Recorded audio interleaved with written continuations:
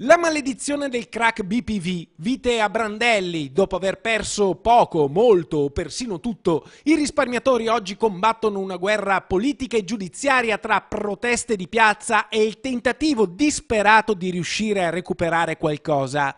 Così a 19 giorni dal maxi processo del 12 dicembre, con protagonisti 7 imputati, tra cui l'ex presidentissimo Gianni Zonin, è partita la corsa per costituirsi parte civile, ma anche quella per insinuarsi al passivo, condizione necessaria per poter accedere al fondo vittime da reati finanziari per il risarcimento delle perdite subite. Sì, l'insinuazione al passivo bisogna farla il prima possibile, entro gennaio. Per chi vuole insinuarsi al passivo, l'associazione Zelino Terzo da Onara suggerisce di accedere al sito in sovraimpressione e compilare l'apposito modulo.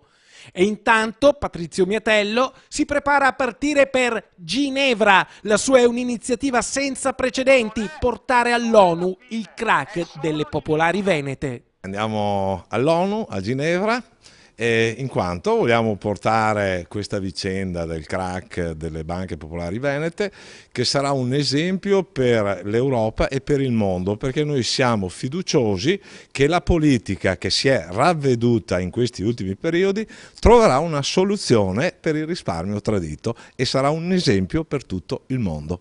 Quindi insomma la politica italiana è davanti alla vetrina del mondo?